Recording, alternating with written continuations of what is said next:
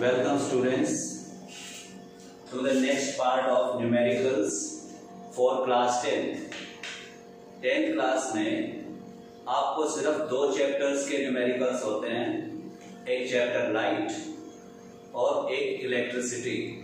Chapter light का video आपको मिल चुका होगा, इलेक्ट्रिसिटी का आज बनाते हैं। ध्यान से समझना क्या क्या फॉर्मूले यूज होते हैं और कैसे होते हैं। तो फर्स्ट सवाल से शुरू करते हैं हम। First is the amount of charge passing through a cell, passing through a cell in 4 seconds is 12 coulomb. What is the current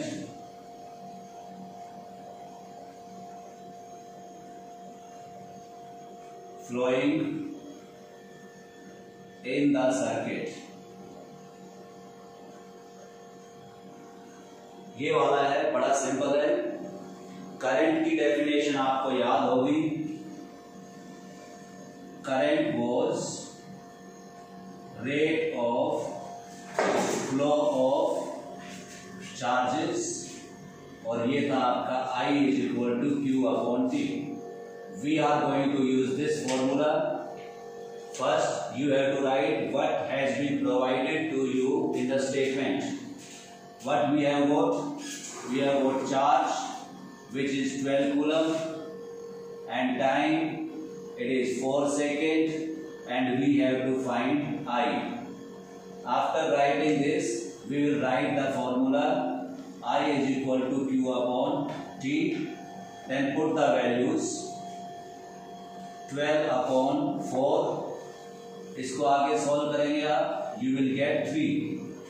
तो current flowing in the circuit is 3 amperes. Unit का बेटा ख्याल रखना है आपको। SI unit of current is ampere, SI unit of charge is coulomb and that of time is second. So this was very simple. Now next question which is based on quantization of charge. Calculate number of electrons in 60 microcoulomb of charge। यहां पे आपको पहले ना quantization बताया था। Quantization में था any charge we can express it as a multiple of a number and charge on electron। ये वाला फॉर्मूला था, इसका यूज करके we are going to find n।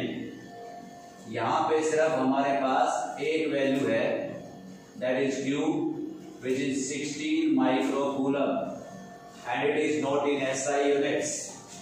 सबसे पहले you will have to convert it into SI units।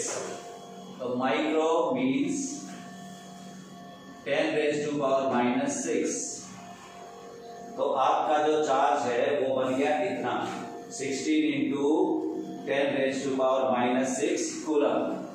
दूसरा आपको चाहिए charge on electron which is equal to 1.6 into 10 raised to power minus 19 coulomb.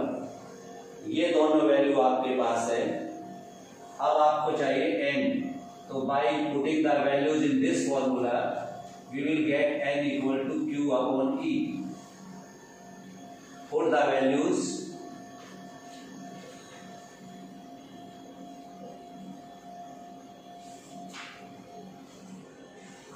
C and C, they will cancel। After solving this we will get a pure number without any unit। अब इसको solve कैसे करते हैं ध्यान दो। Exponents पढ़े थे आपने, पावर जो नीचे माइनस में है ऊपर जाके इट विल बिकम पॉजिटिव। तो हमारा क्या बन जाएगा 10 raised to power minus 6 10 raise to power 19। ये 1/6 है, इसका भी डेसिमल अगर हम रिमूव कर देते हैं तो हमें मिल जाता है 10 और नीचे हो गया 16। अब इसको सोल्व किया आपने, 16 से 16 कैंसिल आउट, तो now you are getting 10 raise to power -6 plus 19 plus 1, because when bases are same powers are added. तो इसको सोल्व करने से how much do you get, 10 raise to power 19 plus 1 20, 20 minus 6 14, so 10 raised to power 14. So this is the number of electrons present in 60 microcoulomb of charge. So this formula is to be remembered by you and you have to remember this formula. इन दोनों को जोड़ के आप एक formula और तैयार कर सकते हो। मान लो इसी में बोला जाता है आपको find current when this charge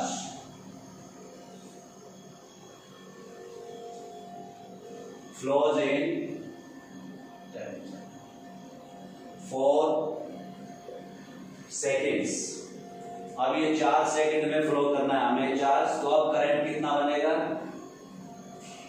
तो वो बन जाएगा आपका I = Q/T, और चार्ज कितना है 16 × 10 raised to power -6 coulomb and time है 4, तो 4 से इसको काटा आपने and you are getting 4 × 10 raised to power -6 ampere. अब ये -6 वाला है तो again you can write 4 micro amperes. तो आप इस तरीके से इन यूनिट्स को यूज करेंगे। नेक्स्ट है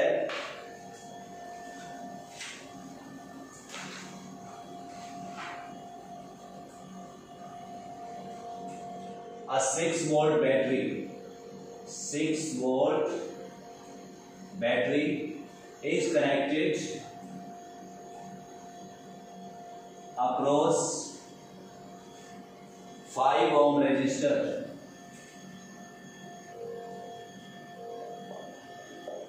5 ohm resistor. You have to find current flowing in the resistor. Now here we are going to use Ohm's law. Ohm's law आपको पता है it is V = IR. This is mathematical expression of Ohm's law.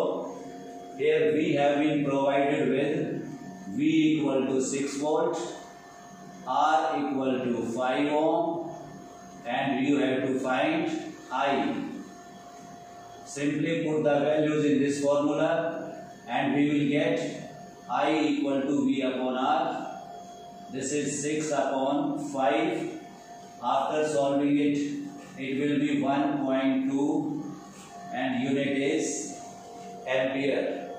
So this is very simple use of Ohm's law. Next,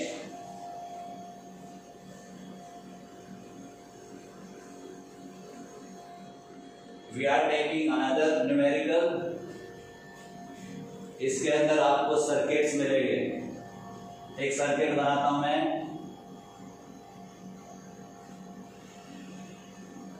These are 2 resistors which are connected in series. This is of 4 ohm and this is of 6 ohm. Now a voltmeter is provided with 6 ohm resistor. ये आपका voltmeter attach कर दिया। उसके बाद यहाँ पे आपका एक एमीटर अटैच हो गया और साथ में अब you have got a battery, a switch and it is connected. This circuit is open circuit until and unless you put a dot here, the current will not flow. Now after putting it, it has become a closed circuit. Now the current will start flowing from positive to negative in this direction. Now observe this also. These are the terminals. I am marking the terminals of voltmeter and ammeter. ये याद रखना है, ऐसे ही connect होता है. जो positive होता है एमीटर का, अगर आप उसको पीछे लेके जाते हो तो it should be with the positive of battery and negative with negative of battery. Same case with the voltmeter. इस सर्किट में जो बैटरी है दिस इज ऑफ 10 वोल्ट. अब यहां पे you are required to find readings of voltmeter and ammeter. So it means you have to find potential difference and current. ये दो चीजें आपको फाइंड करनी है.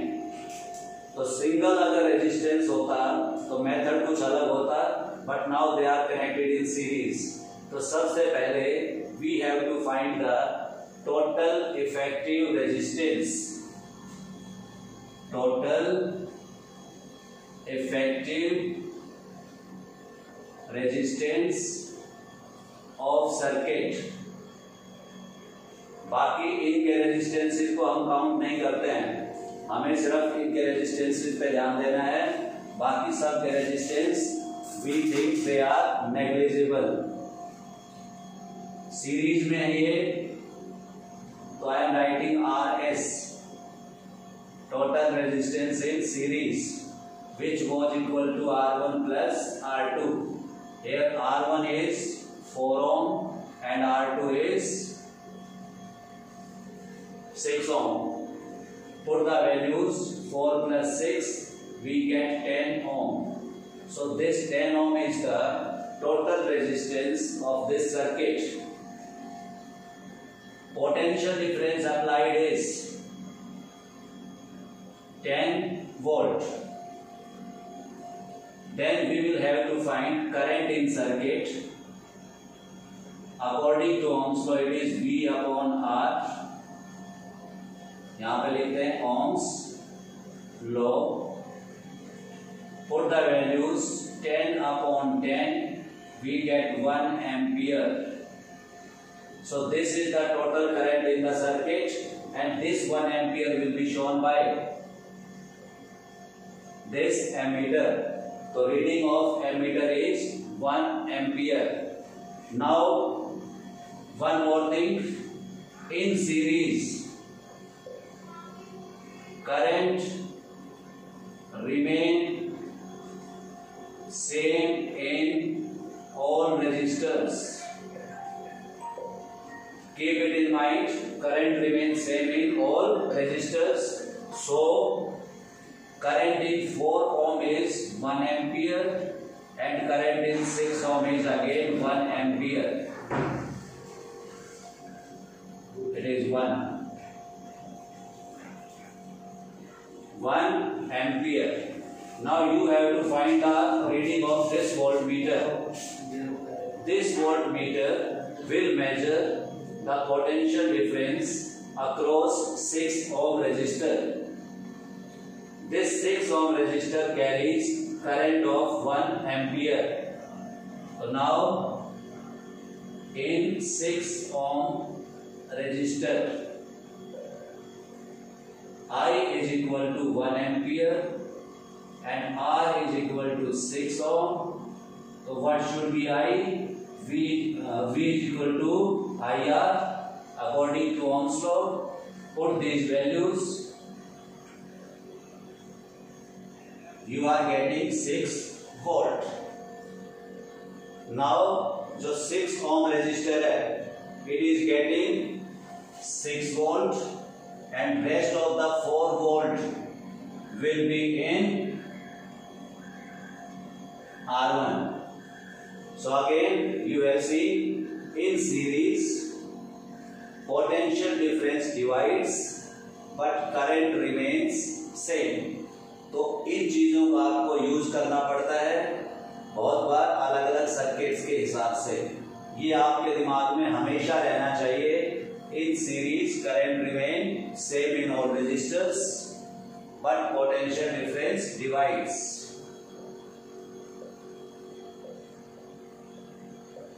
ये सीरीज के लिए है बेटा, और पैरेलल में इसका अपोजिट होता है, potential difference remain same but current divides. Now we are moving on to next numerical.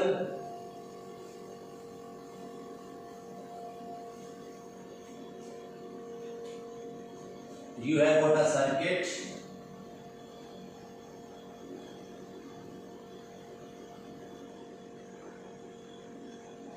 Here 3 resistors are connected in this manner.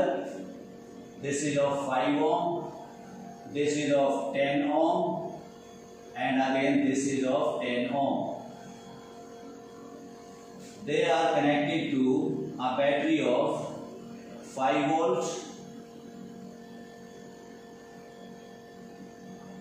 की को क्लोज किया, current start flowing positive to negative.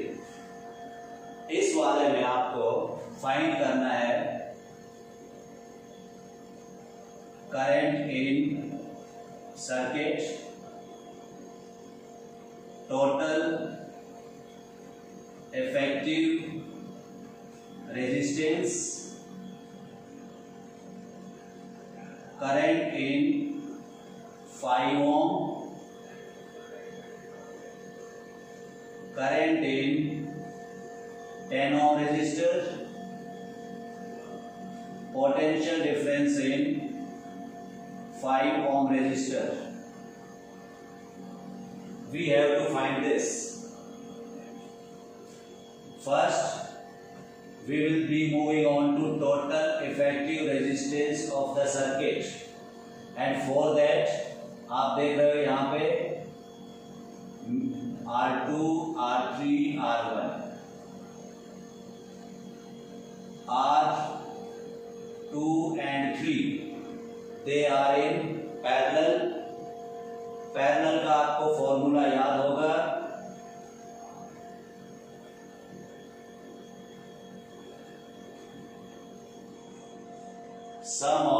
sum of reciprocals of individual resistors is equal to sum of resultant resistance. तो ये value आप put करते हैं 1/10 plus 1/10, LCM लिया आपने 20, 1 plus 1 2/20, 1/10.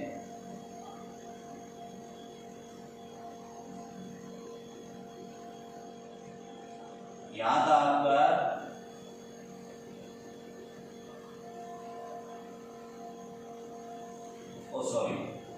This is 10, this is 10.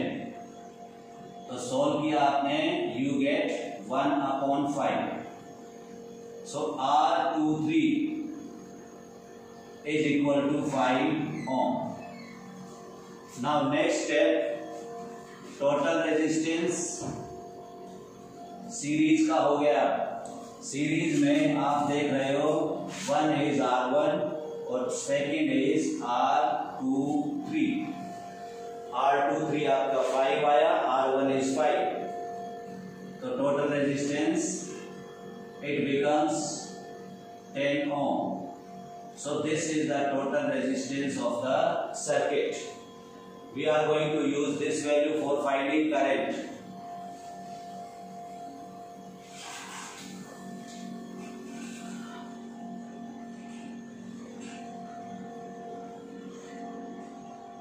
Now what we have found, potential difference in the circuit 5 volt, resistance 10 ohm. Now current V upon R, V was 5 and R is 10. This is 1/2 ampere, so it is half ampere. So we have found total effective resistance and total current in the circuit. Now I want to find current in 5 ohm resistor. अभी बताया था कि series में current remains same, तो ये part and this combined part is in series. तो it means they must be having same amount of current.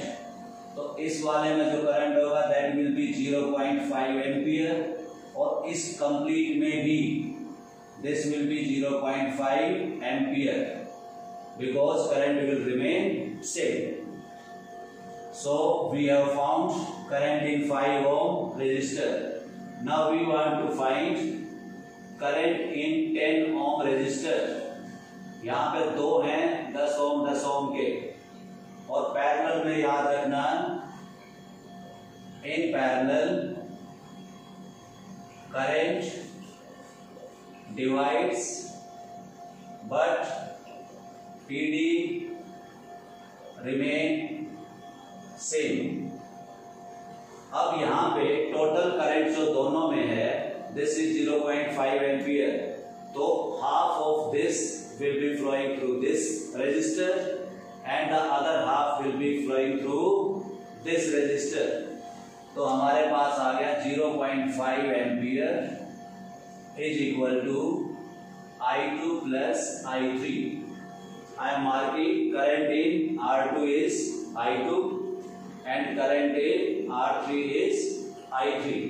और दोनों resistors they are having same value, so they are going to get same amount of current. तो हम इसको x plus x कर देते हैं, ये बन गया अपना 2x, तो x की वैल्यू आ गई 0.5/2, so this is 1/4 ampere. So current in this 10 ohm resistor is 1/4 ampere, and in this also 1/4 ampere. And total when they will add, they will get 0.5 ampere. Now we want to find potential difference in 5 ohm resistor. This is the 5 ohm resistor. In 5 ohm resistor, what we have got? Current 0.5 ampere and resistance is 5 ampere. So what should be potential difference? V is equal to IR. Value put किया आपने 0.5 into 5 multiply किया, we get 2.5 volt. So you have seen total potential difference was 5 volt. Out of this 2.5 volt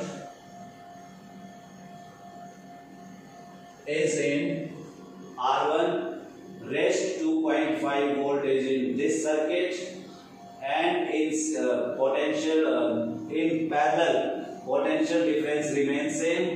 So यहाँ पे इस वाले में भी जो potential difference that will be 2.5 volt, और इसमें भी 2.5 volt. तो ये इस सर्किट से जो जो इंफॉर्मेशन आप निकाल सकते थे मैंने तुम्हें सारी की सारी समझा दी है डिटेल में। तो कुछ बहुत ज्यादा नहीं लगता है, ओम्स लॉ लगता है, एंड दिस इंफॉर्मेशन के पैरेलल में करंट डिवाइड होता है, पोटेंशियल डिफरेंस सेम रहता है।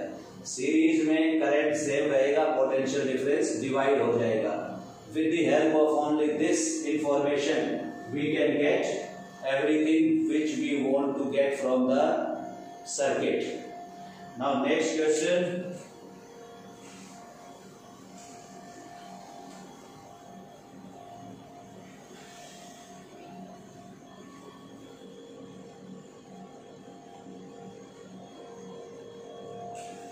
Related to graph VI, हमारे पास इंफॉर्मेशन है, एक V है और एक I की वैल्यूज हैं। I की वैल्यू 1, 1.5, 2, 2.5 और 3 ले लेते हैं साथ में। These are the 5 values of current: 4, 6, 8, 10, 12, and these are the 5 values of potential difference. तो यहां से हमें आपको रेजिस्टेंस फाइंड करना है। फाइंड रेजिस्टेंस, और साथ में मैं लिख देता हूं ड्रॉ VI ग्राफ। दोनों तरीके से हम निकालेंगे। तो फर्स्ट ग्राफ ड्रॉ करते हैं बेटा। This is V and this is I। ये वैल्यूज के हिसाब से आप बना लो इसमें। This is 0, 0.5, 1,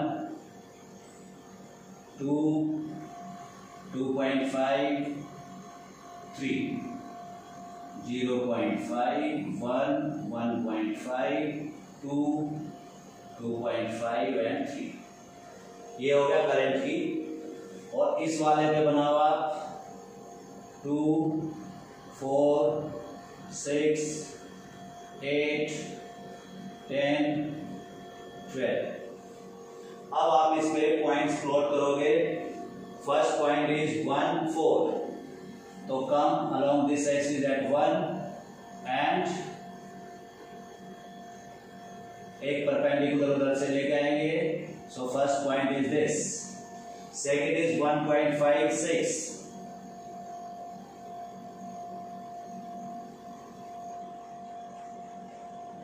this is second point, 2.8,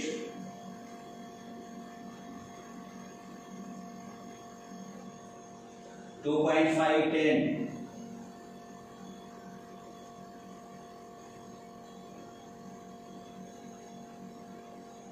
3.12,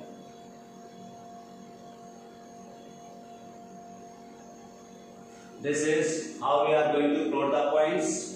Then we will join this, all these points, and we are going to get a straight line. This straight line tells you Ohm's law is obeyed and resistance is constant.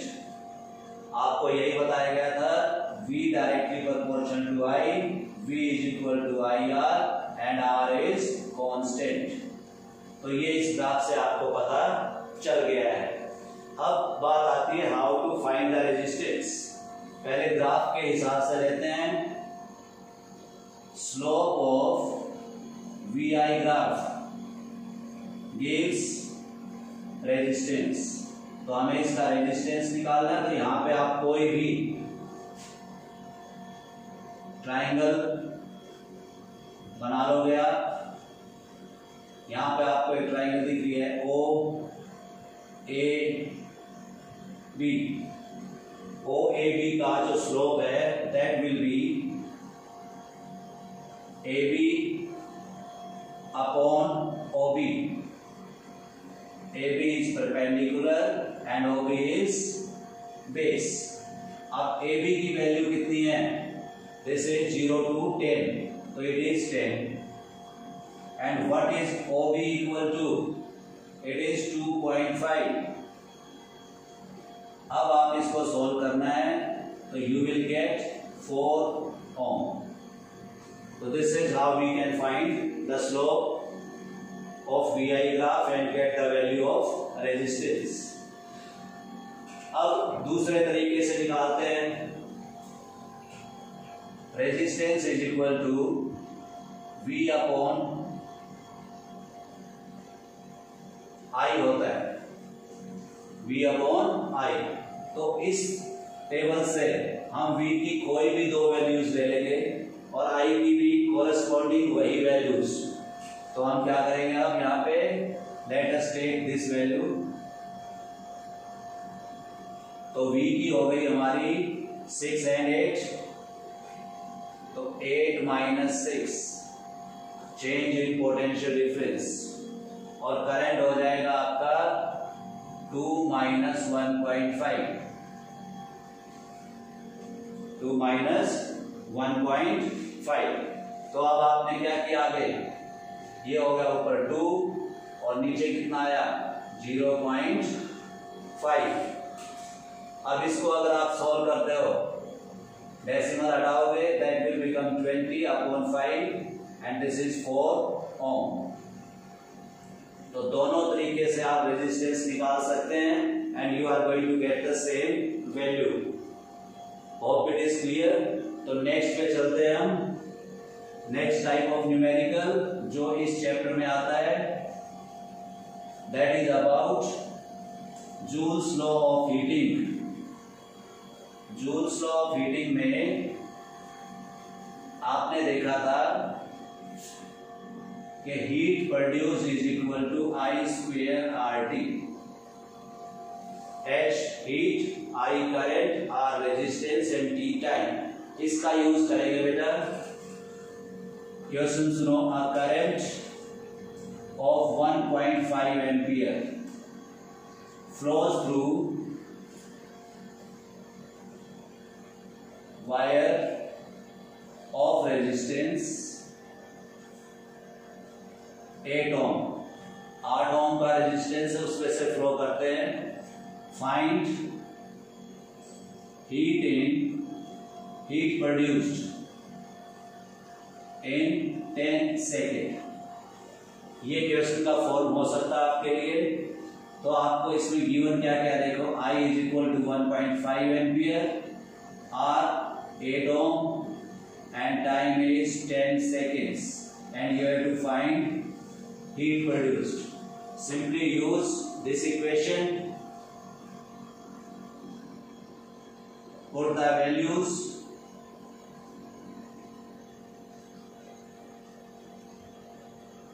Do the calculations and what you are going to get.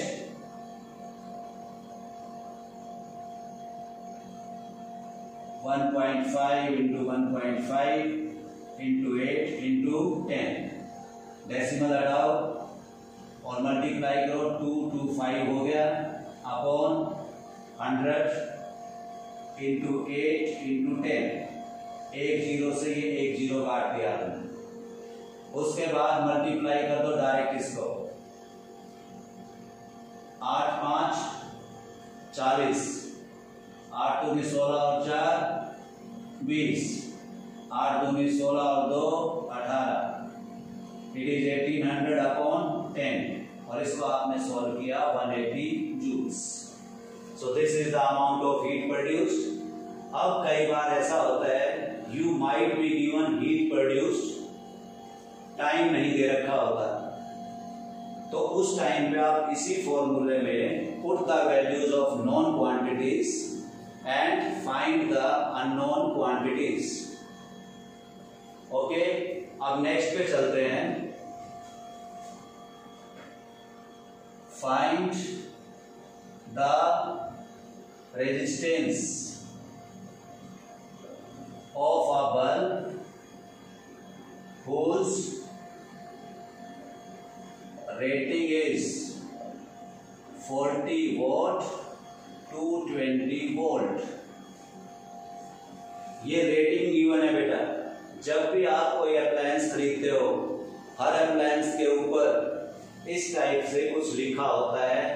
That tells you कि the first part है that is power and the second part is potential difference on which it is working। तो ये rating आपको ये दोनों चीजें बताती है। अब you have to find what resistance। तो power is 40 volt, potential difference is 220 volt and you have to find resistance. याद करो, इसका कोई फॉर्मूला आपको याद होगा। पहला एक पढ़ा था तुमने, power is equal to V square upon R. ये फॉर्मूले कैसे आए थे अपना देख लेना।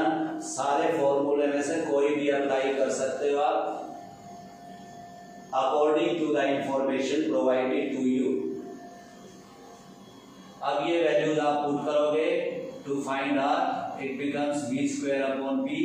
पुट करो यहाँ पे 220 इंटू 220 अपॉन 40 और इसको जब आप सोल्व करते हो 22 इंटू 22 होता है 484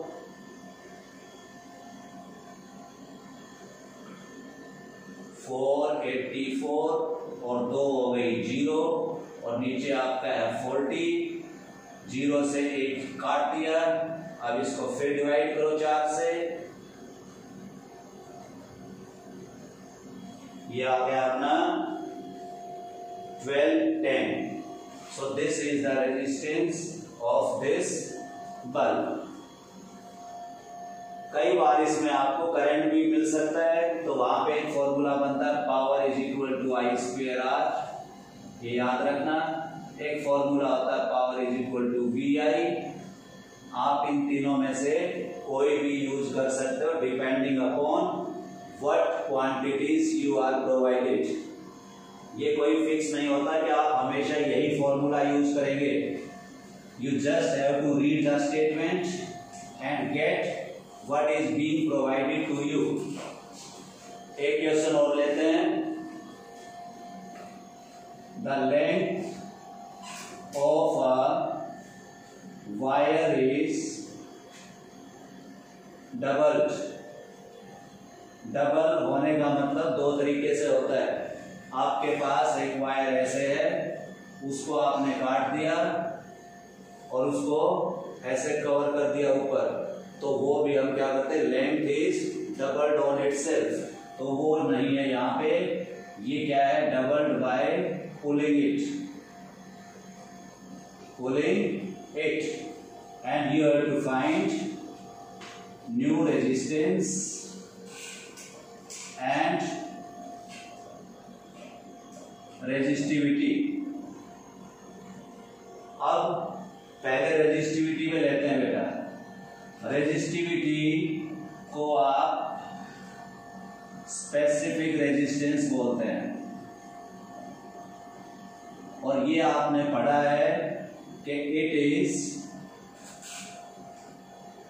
resistance of a cubic conductor whose length is 1 metre. अगर कोई आपके पास क्यूबिक कंडक्टर है जिसकी लेंथ है 1 मीटर, तो उसके रेजिस्टेंस को हम रेजिस्टिविटी बोलते हैं। And resistivity depends only on, symbol है ये, depends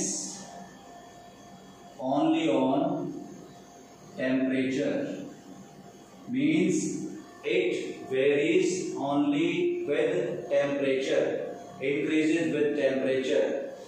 It is not affected by changing dimensions. तो यहां लिख देता हूं, is independent of change in dimensions, और डायमेंशन यहां पे होते हैं length and area of cross section. तो इसका मतलब इस इंफॉर्मेशन से we come to know resistivity will not change.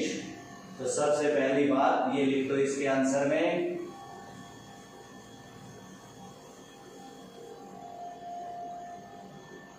Resistivity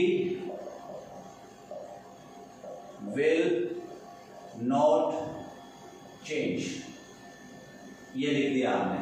अब आते हैं रेजिस्टेंस पे। अब तुम्हें पता है कि resistance depends upon resistivity, length and area of cross section. These are the factors on which resistance depends. And here we are changing the length. और जब लेंथ को आप स्ट्रेच करोगे तो एरिया ऑटोमेटिकली चेंज हो जाएगा। अब लेंथ को आप डबल करते हो खींच के, तो original volume of the wire will be equal to new volume. तो volume will not change, volume new लिख देता हूं मैं यहां पे, this is equal to old volume. तो ये आपका चेंज नहीं रहेगा, तो हम लिख सकते हैं वॉल्यूम इज कांस्टेंट। और वॉल्यूम क्या होता है, it is area into length. कैसे होता है एरिया इनटू लेंथ? ये वायर जो होते हैं आपके नॉर्मली सिलेंड्रिकल होते हैं, और सिलेंडर का volume pi are square h. अब सिलेंडर को अगर हम लेटा देते हैं, सिलेंडर को ऐसे की बजाय हम ऐसे डाल देते हैं, तो जो ये एच है दिस बिकम्स एल। तो ये क्या बन जाएगा, pi are square L. And what is this pi are square? This is this area of base. Area of base, इसको आप बोलते हो area of cross section. So volume becomes A into L and this A into L is constant। ये याद रखना, सारा detail में बता दिया है मैंने तुम्हें। अब ये अगर कांस्टेंट है तो A1 L1, A2 L2, 1 वाला कौन सा है, इनिशियल, और ये वाला कौन सा है, फाइनल। तो ये होंगे इक्वल।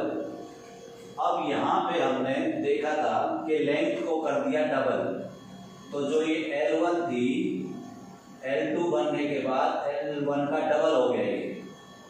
तो यहाँ पे लिखता हूं व्हेन लेंथ इज डबल, तो L2 is 2 of L1, double हो गई, यहां पे पुट कर दो 2L1, कर दिया पुट। एरिया यहाँ पे अभी कोई चेंज नहीं है, यहाँ वाले एरिया का हमें पता ही नहीं, तो we want to find A2। A2 बन जाएगा आपका A1 L1 upon 2L1। Solve किया आपने, L1 से L1 कट गया, what do you gate, A1 by 2। मतलब area decreases and become half। तो यहाँ पे इस तरीके से आप कोई भी चेंज निकाल सकते हो। यहाँ पे तो था लेंथ इज डबल, तो हमने कह दिया area is reduce to half. तो कई बार बोलेंगे length is triple, length is made 4 times, तो अलग अलग चेंजेस के साथ आप एरिया की चेंज ऐसे निकालेंगे।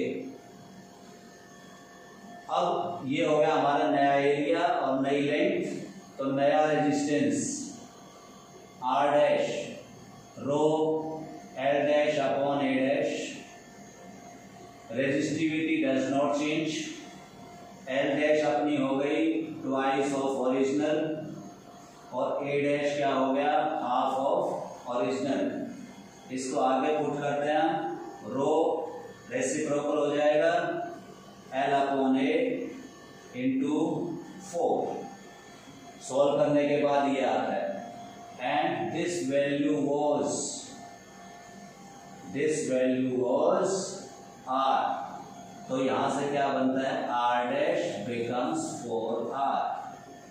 तो अब क्या बात हुई कि रेजिस्टेंस पुराने रेजिस्टेंस का 4 गुना हो जाएगा और रेजिस्टिविटी विल रिमेन सेम। अब अगर यहां पे थोड़ा सा चेंज कर देते हैं, length of a wire of resistance 10 ओम। अब ओरिजिनल रेजिस्टेंस है ना, वो आपको 10 ओम दे दिया और बोलते हैं फाइंड न्यू रेजिस्टेंस।